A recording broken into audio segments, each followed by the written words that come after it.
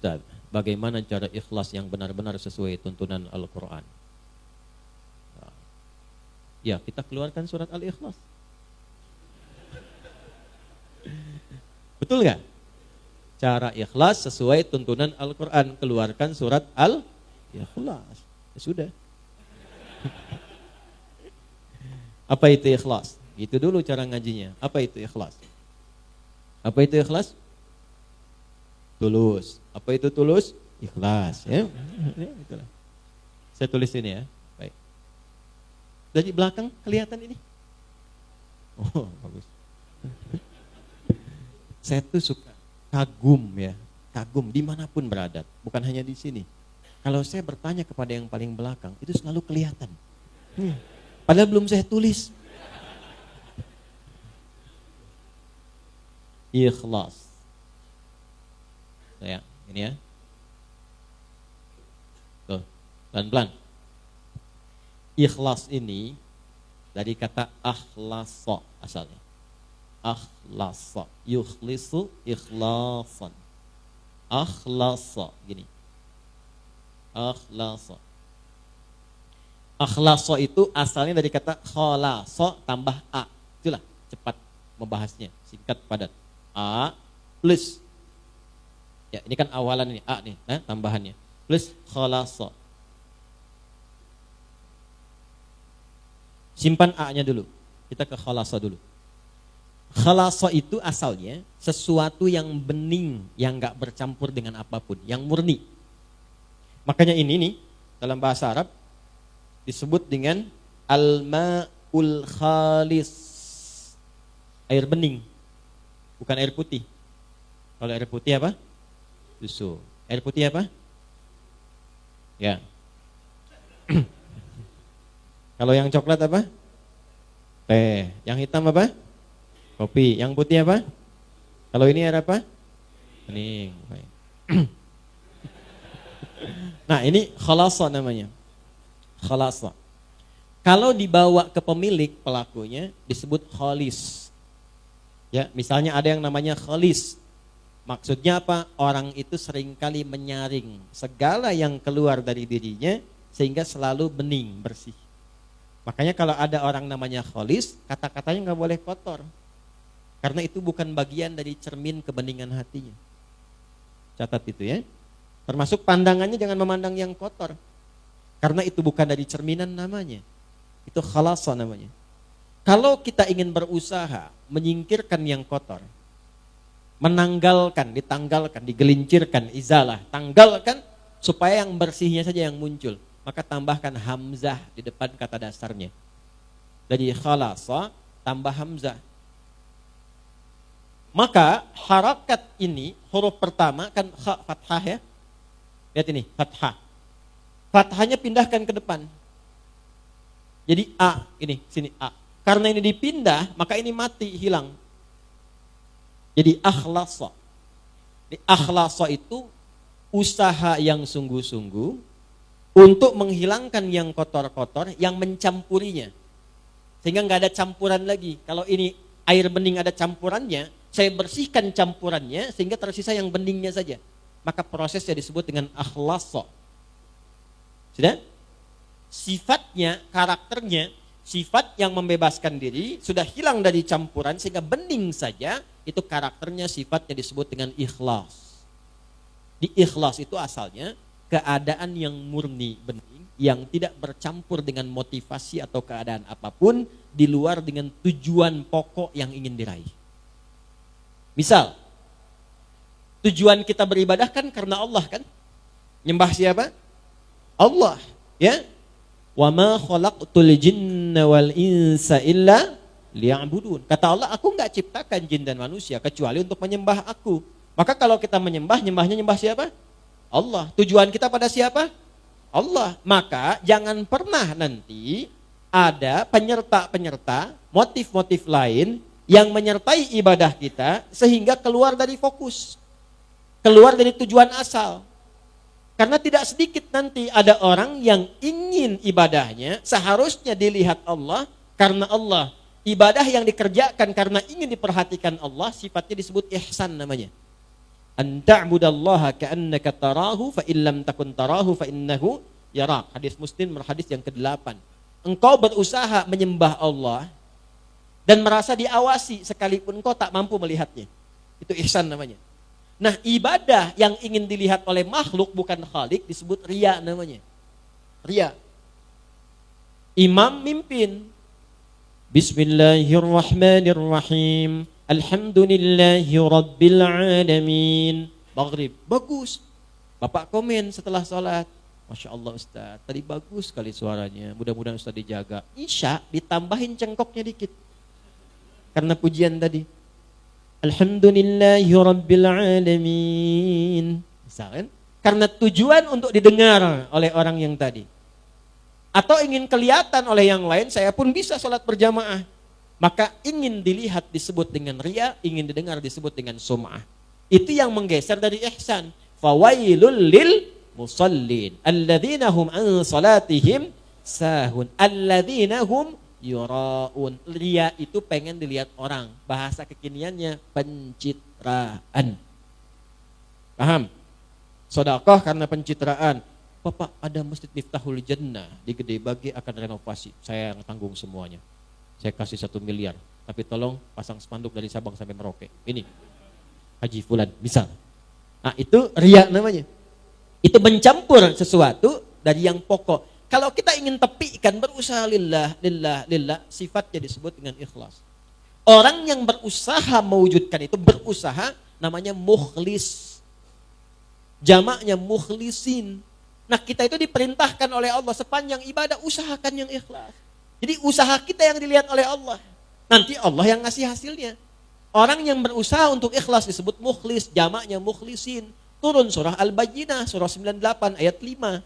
Wa ma umiru illa liya'budullaha mukhlishina lahud din. Kalau sudah dapat ikhlas itu diberikan oleh Allah dalam hati.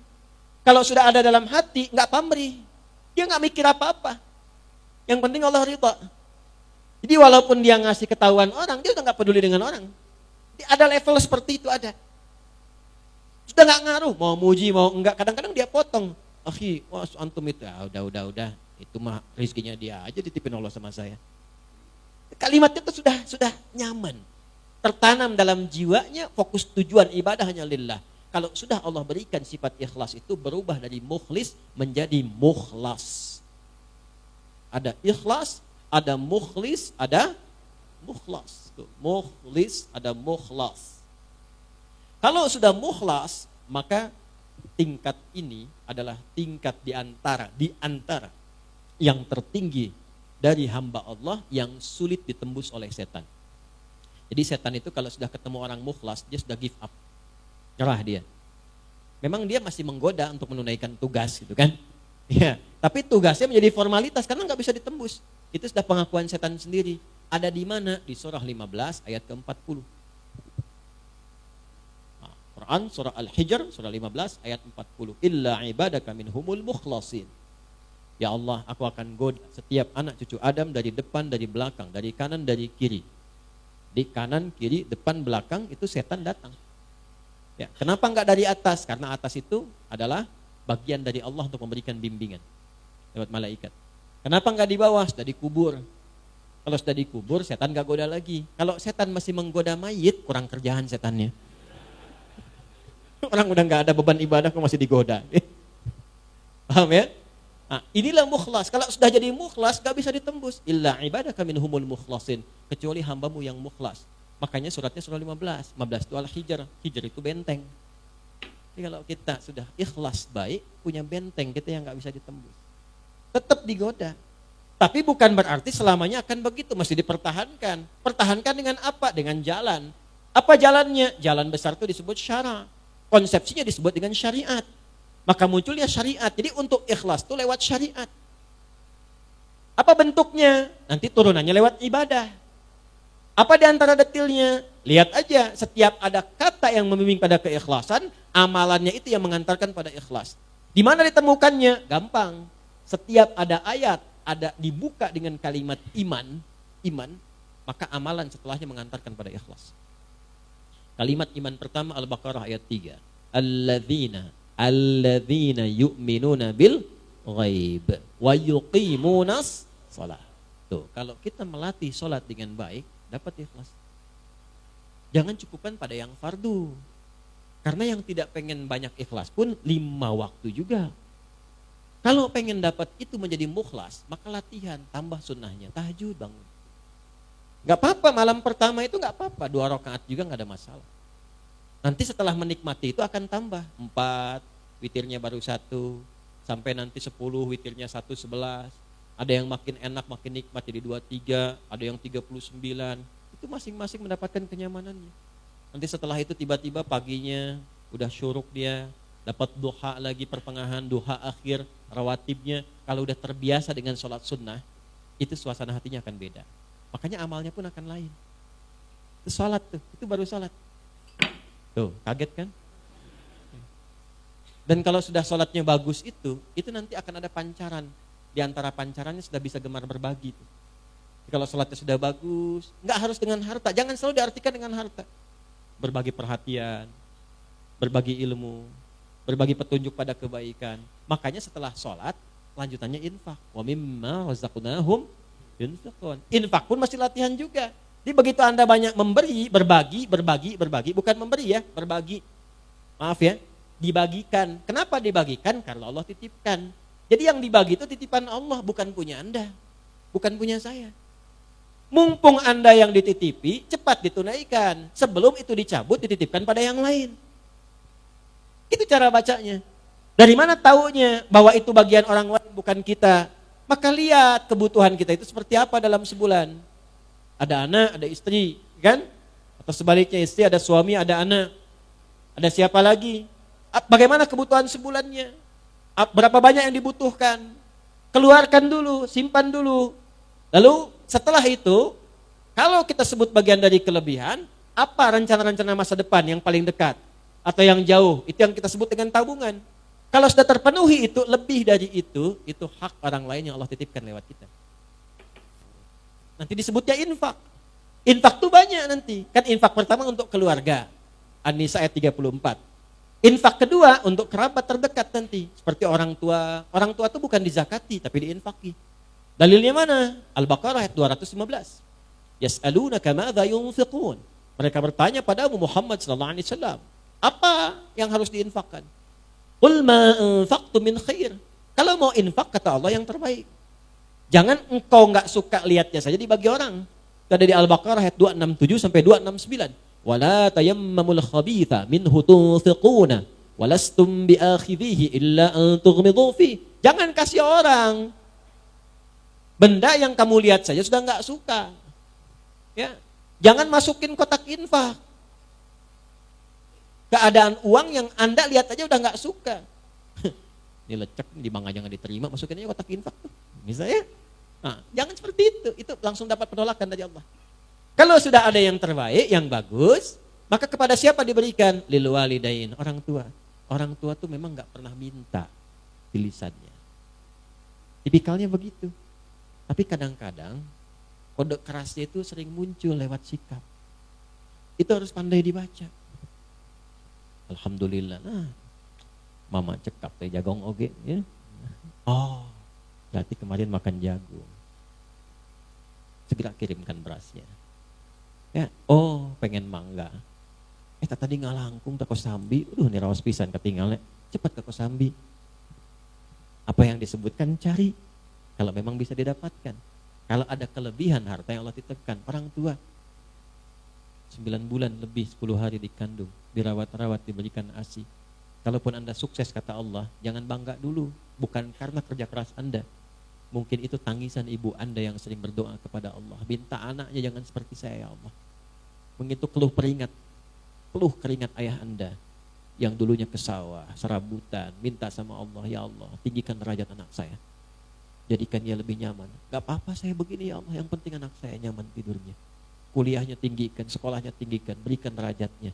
Makanya ketika Anda tumbuh dan sukses, bahkan sukses, itu yang pertama diminta oleh Allah dan diperintahkan berdoa mensyukuri itu dengan mengarahkan doa pada orang tua. Qala rabbi auzi'ni an ashkura ni'mataka allati an'amta wa ala walidayya. Itu ada di Quran surah 46 ayat ke-15. Kalau Anda merasa udah usia 40 tahun bahkan udah sukses, udah hebat, jangan membanggakan usaha Anda, kata Allah. Mungkin itu saham terbesarnya adalah amalan orang tua Anda.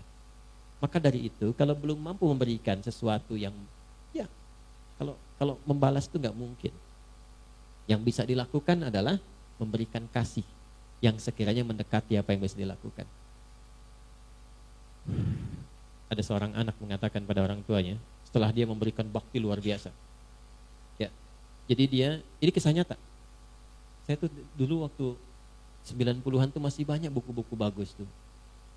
Sekarang tuh sudah nggak banyak maknanya gitu ya. Semua dicetak aja gitu. Ya, dulu tuh berkualitas buku-buku, banyak kisah-kisah orang soleh, 40 kisah orang-orang soleh, banyak sekali. Ada seorang ayah sakit, dirawat oleh anaknya, sampai luar biasa maksimal. Disuapin seperti diperlakukan ayahnya itu, seperti diperlakukan saat ia kecil.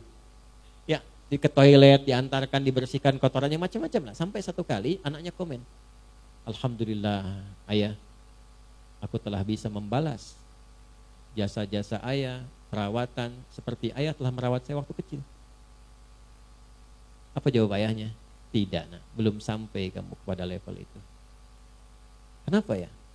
Karena aku merawat kamu dulu supaya kamu hidup. Sedangkan engkau merawat saya sekarang untuk mengantarkan pada kematianku. Ya. Makanya nggak akan bisa, balas orang tua itu nggak akan bisa. Kalau nggak bisa balas, minimal bahagiakan, jangan sakiti lah. Kalau nggak bisa ngasih, minimal jangan sakiti. Wala taqul lahuma uffin. Kata aja udah nggak boleh, bentak nggak boleh. Udah dikandung merat, gak pernah dilepas, dikasih ASI, dirawat-rawat, disayang-sayang, dicium, dipeluk, bangun malam, bangun, capek, lelah. Udah dewasa bentak-bentak, ente siapa? Gak malu Anda sama Allah tuh. Di belakang keluh kesah, ada yang tega menggibahkan ibu bapaknya. Ya, ada yang tega memaksa memberikan warisan, ada yang mempolisikan bapak ibunya. Anak kurang luar biasa itu ya. Saya gak punya kata-kata untuk melukiskan itu tuh. Kita doain supaya dilembutkan hatinya, balik, tobat, baik. Ya, saya nggak pernah mengajarkan untuk berbuat yang kotor. Ya, saya nggak pernah mengajarkan untuk mencela orang. Minimal kita doakan. Kalau ada orang mengaku belajar dengan saya, mencela orang ini itu, saya tidak mengakui itu belajar. Ya, kita itu belajar untuk memperbaiki diri. Sebelum memperbaiki orang lain, perbaiki diri pribadi. Jadi itu gambarannya ya, gambaran keikhlasan itu pancarannya adalah amal soleh. Latihannya lewat apa? Lewat amal-amal yang Allah berikan kepada kita. Di salat, infak, ya, lil walidain. Setelah orang tua siapa? Wal aqrabin, kerabat dekat. Nah, jangan sampai Anda infak jauh-jauh keluar sana, ternyata anak kakak sendiri kurang perhatian. Anak bibi masih harus disantuni. Dilihat. Wal yatama, anak yatim. Wal masakin, orang miskin, wabnis sabil, orang yang kesulitan dalam perjalanan. Nah, perjalanan itu macam-macam. Ada yang di jalan, ada yang tafsirannya beasiswa yang keluar butuh bantuan dan sebagainya. Ya, ada yang SPP-nya belum bayar sehingga jalan sekolahnya terputus. Nah, itu maknawinya banyak sekali. Perhatikan itu. Nah, nanti di luar itu ada lagi yang tinggi juga seperti fisabilillah, babnya banyak. Nah, yang pokok apa? Zakat. Itu kalau udah berlatih, coba latihan ya. Ada orang-orang yang kalau ba'da subuh tuh suka keluar tuh. Coba deh ikuti itu. Itu tuh Masya Allah. Ginilah, besok tuh Jumat. Gak usah banyak-banyak lah. Ya, 1.000, 2.000 atau 5.000, siapkan aja untuk infak. Tapi saya minta nih, Anda keluarkan dengan tangan Anda sendiri. Banyak di jalan tuh. Atau sekitaran Anda. Cari betul-betul kualifikasi orang yang memang memerlukan itu. Yang sudah sepuh, keliling, panggul dengan keringatnya itu. Jualan donat, jualan ini, jualan itu, jualan macam-macam. Dekati. Terima kasih Pak. Mohon maaf, ini ada titipan lewat saya. Memang gak banyak, cuman tolong doakan aja Pak ya. Saya diberikan kesehatan kebaikan. Anda berikan, itu perhatikan bagaimana yang keluar di lisan mereka. Mudah-mudahan Acep sehat, dipasihan rezeki berlipat, keluarga itu tuh mahal sekali, mahal. Dan itu bisa menambah motivasi Anda untuk besok berangkat lagi. Coba sesekali deh mendapatkan doa dari orang-orang seperti itu mustajab sekali. Nah, mungkin usaha Anda sukses itu dari doa orang-orang seperti itu. Bukan karena hebatnya Anda, karena kan yang punya rezeki Allah. Bagaimana Allah bisa menggerakkan semua rezeki itu dekat dengan Anda? Jangan dikira mudah begitu saja. Kalau cuma begitu, Qarun lebih jagoan. Qarun tuh mengatakan, komen pertama Qarun yang di-dislike oleh semua generasi setelahnya, walaupun diviralkan. Apa dia katakan? Ini karena ilmu saya. Ya. Maka Allah nggak suka. Diadakanlah likuifasi, ditenggelamkan, dilumat ya dengan tanah sekalian, dengan semua harta-hartanya. Gitu. Jelas ya?